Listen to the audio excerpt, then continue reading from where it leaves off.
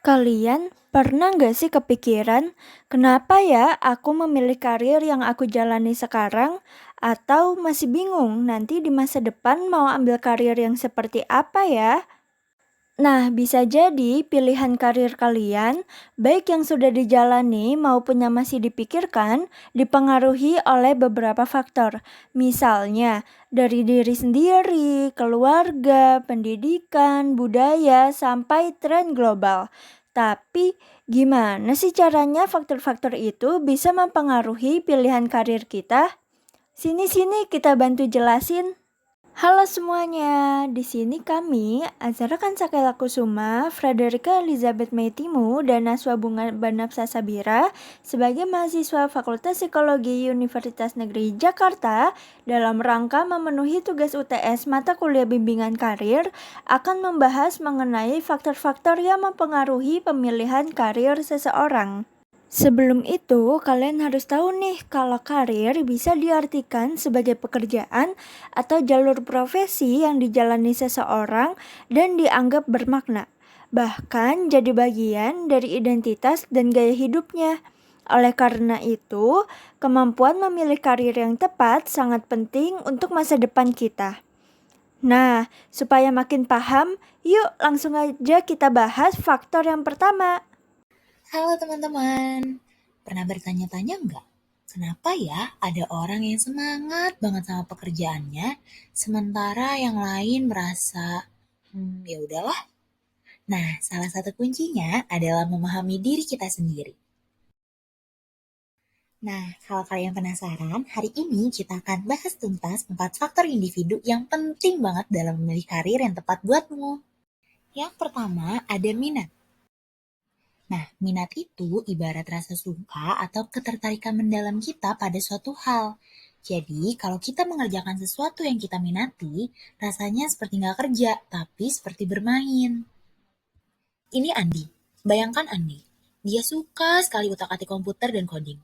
Dia bahkan rela begadang untuk belajar bahasa pemrograman baru.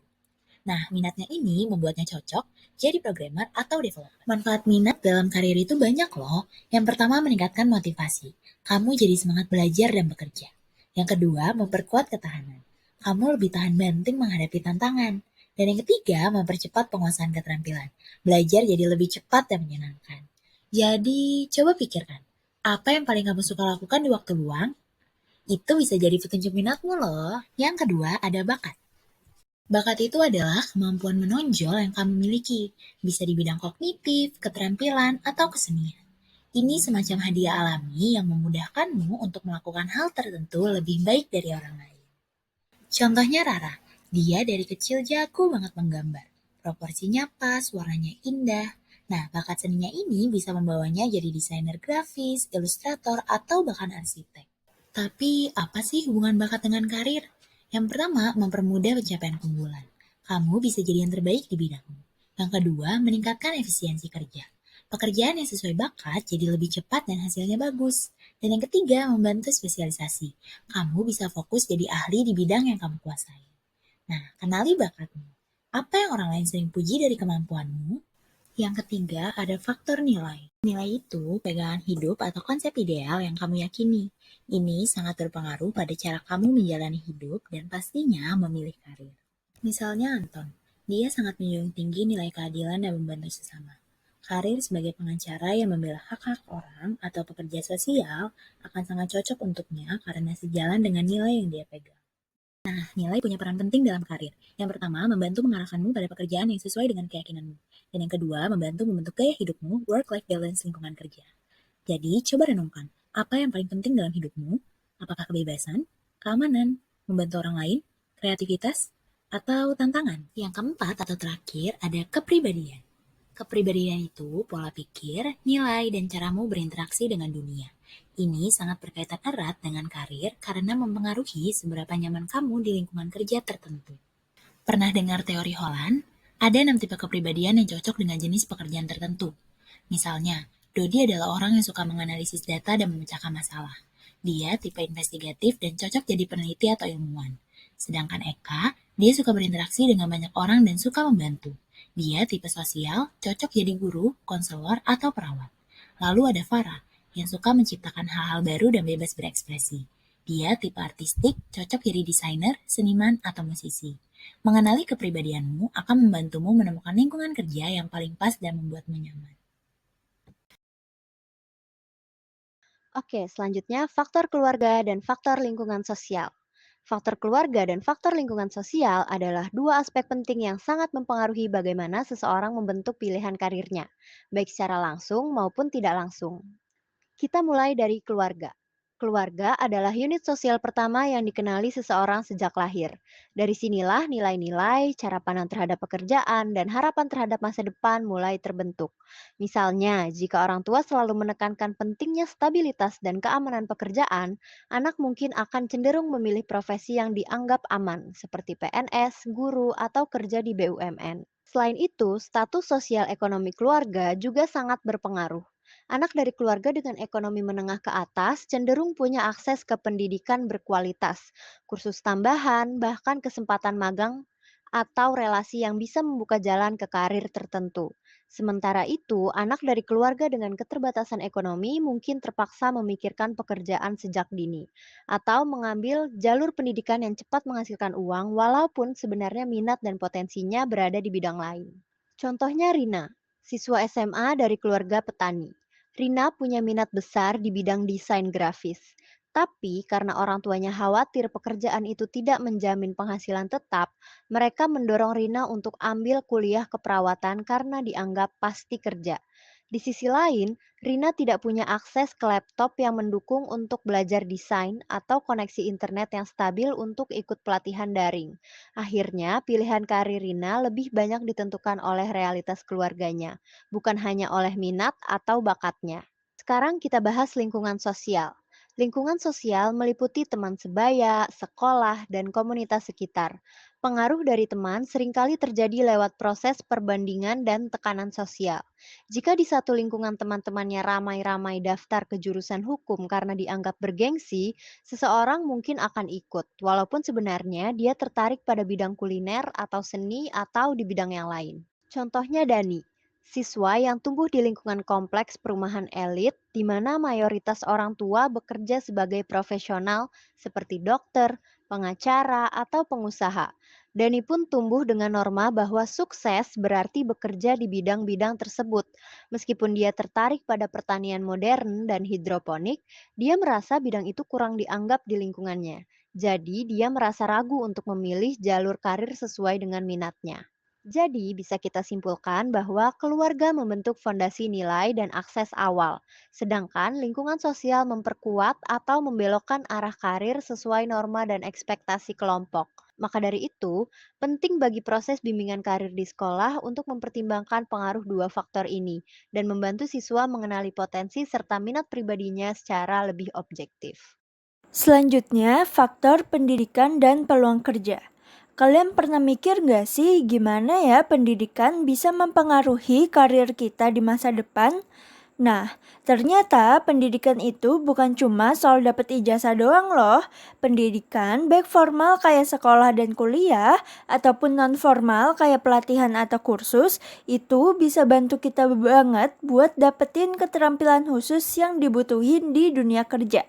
Nggak cuma itu, lewat pendidikan kita juga bisa ngebangun jaringan, ngebangun cara berpikir yang kritis, dan ngeliat banyak opsi karir yang sebelumnya mungkin belum pernah kita kepikiran sama sekali. Tapi faktor pendidikan ini nggak berdiri sendiri. Ada hal yang ikutan mempengaruhi, yaitu lingkungan dan pengalaman kerja. Kadang seseorang nggak bisa dapat pendidikan tinggi karena keterbatasan ekonomi, nggak ada akses, atau nggak dapat dukungan dari lingkungan sekitar. Contohnya, ada anak yang sebenarnya punya bakat di bidang sains, tapi karena nggak punya biaya buat lanjut kuliah, dia jadi kerja di tempat yang nggak sesuai sama potensinya.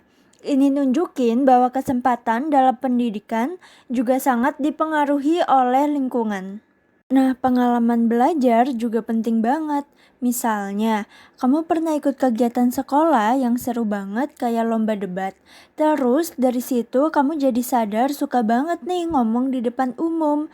Akhirnya kamu mulai mikir buat jadi pengacara, guru, atau pembicara publik. Pengalaman belajar kayak gini bisa bantu kita nemuin passion dan bikin kita lebih yakin sama arah karir yang kita pilih. Jadi, pendidikan dan peluang kerja saling berkaitan. Pendidikan itu ibarat modal awal, tapi lingkungan dan pengalaman belajar adalah penguatnya.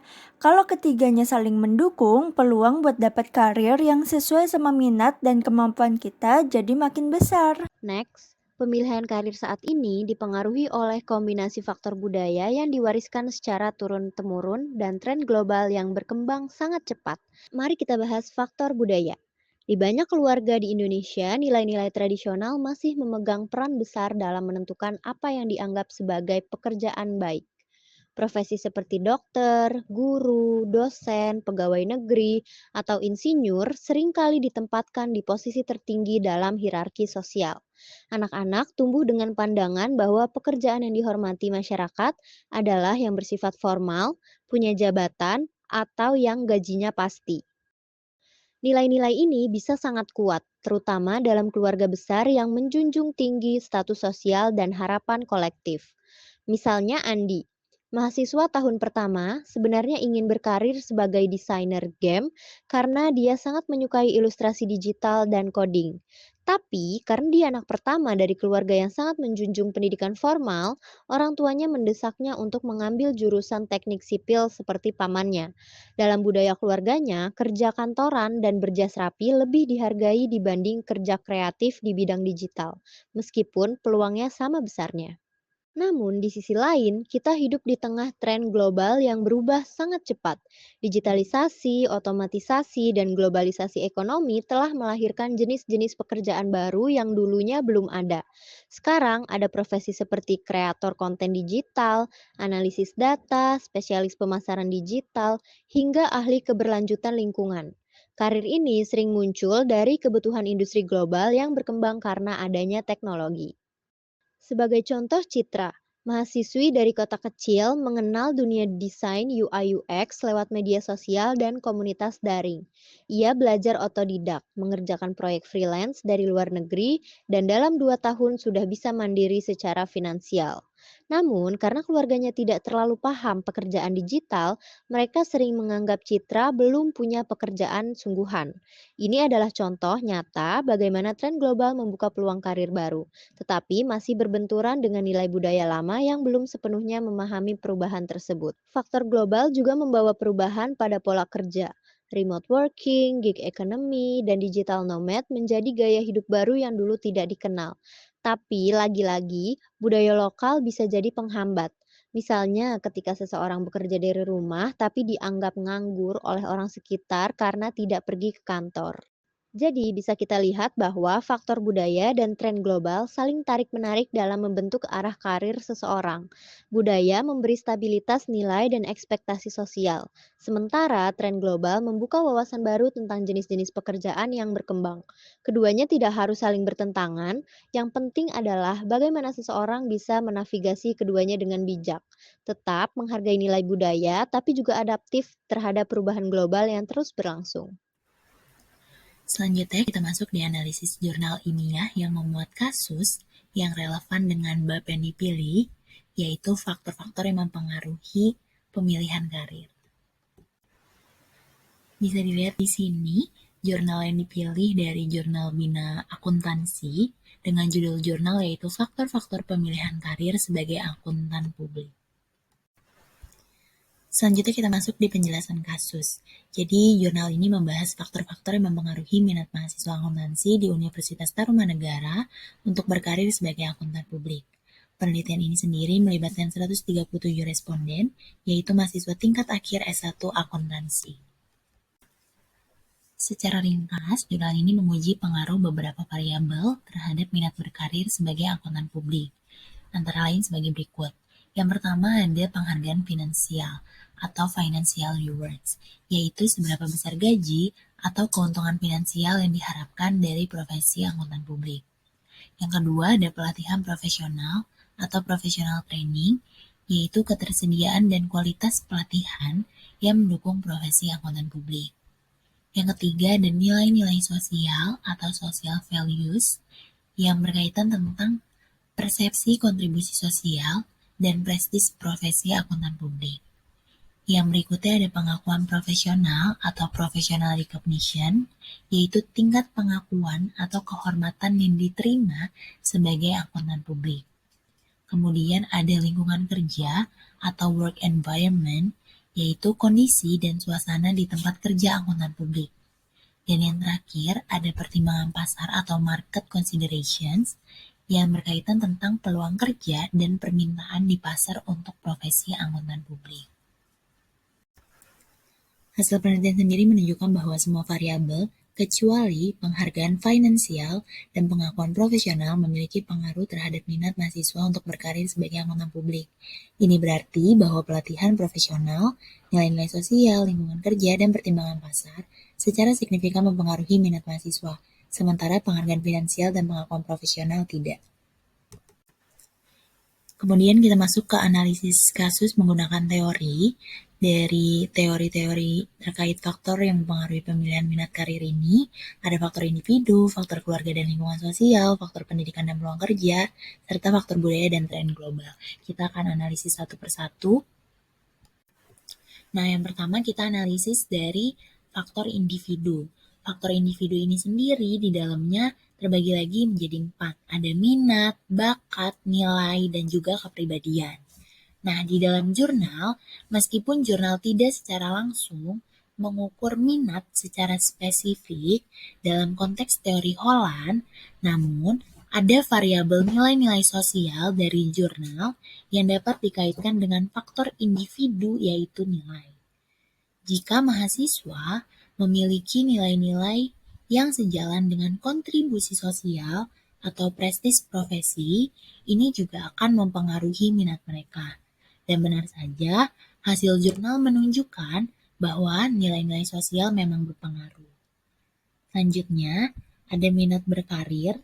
Minat berkarir di sini sebagai akuntan publik adalah output atau hasil dari variabel-variabel yang diuji dan bukan input individu itu sendiri dalam konteks teori faktor individu.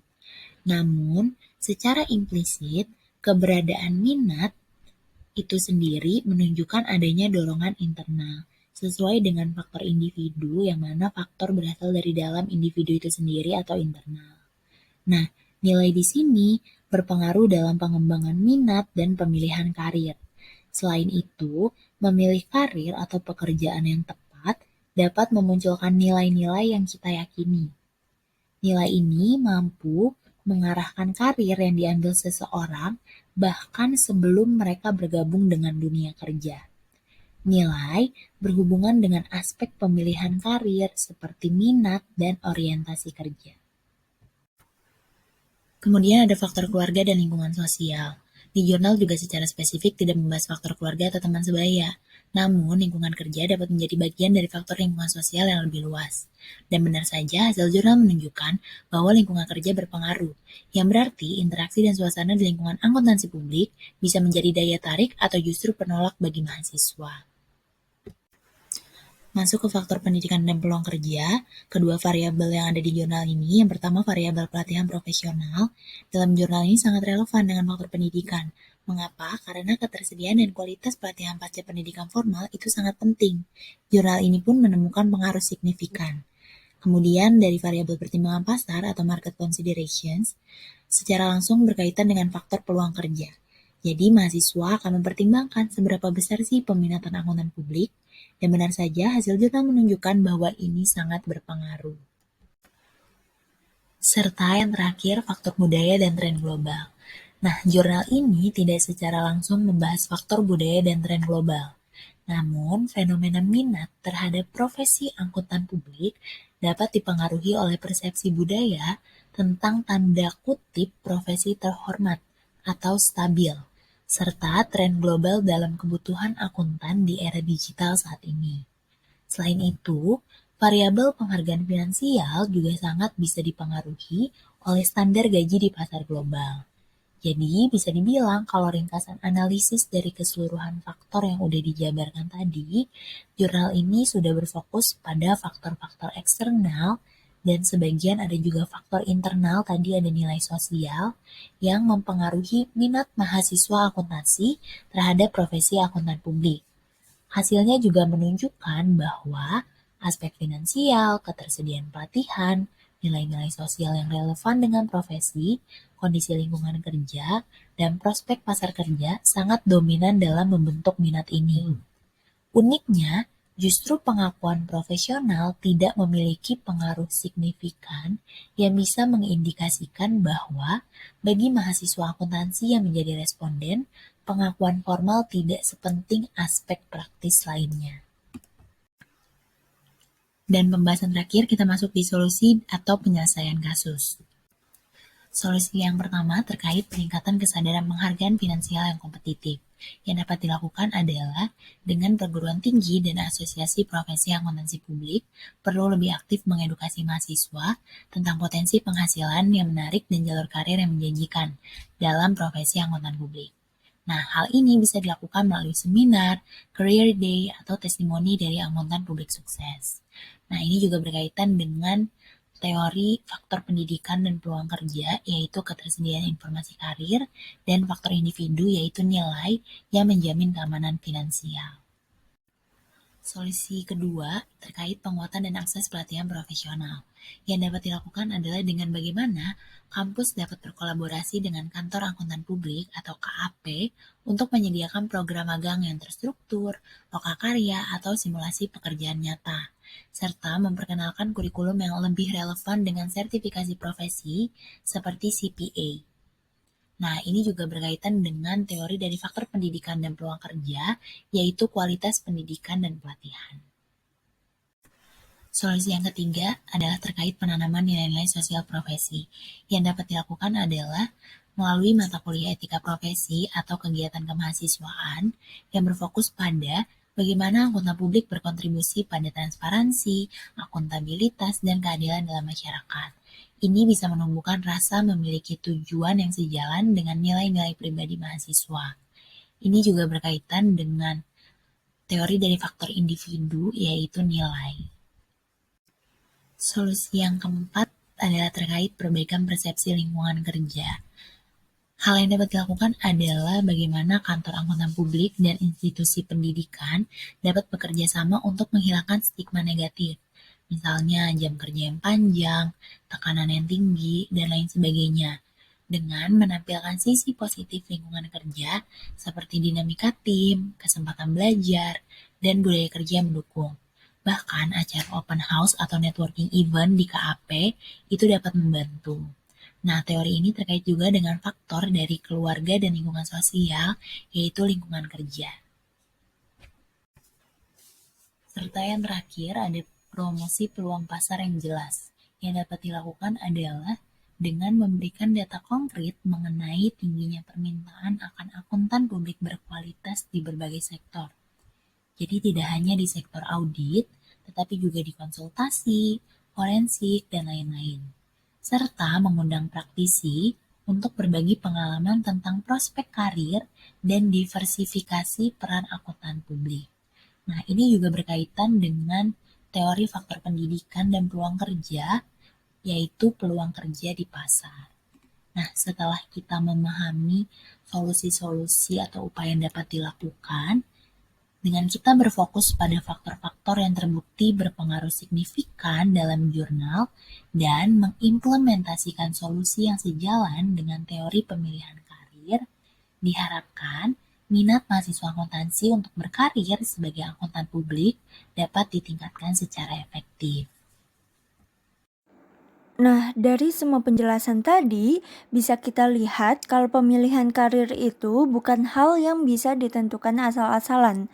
Ada banyak faktor yang sangat berkaitan dan mempengaruhi, mulai dari diri kita sendiri, keluarga dan lingkungan sosial, pendidikan, sampai budaya dan tren global. Minat bakat, nilai, dan kepribadian ngebentuk kita dari dalam, sementara lingkungan sekitar seperti keluarga, teman, dan kondisi pendidikan bisa jadi penentu dari luar. Faktor-faktor ini bisa memperluas atau bahkan membatasi pilihan karir kita. Makanya, penting banget buat kita mengenal diri sendiri, melihat peluang yang ada, dan terbuka sama perubahan zaman. Dengan begitu, kita bisa lebih siap buat memilih karir yang bukan cuma cocok, tapi juga bikin kita berkembang dan bahagia ke depannya. Sekian penjelasan dari kami, semoga bermanfaat dan bisa jadi bekal kalian dalam merencanakan masa depan karir. Terima kasih sudah menyimak.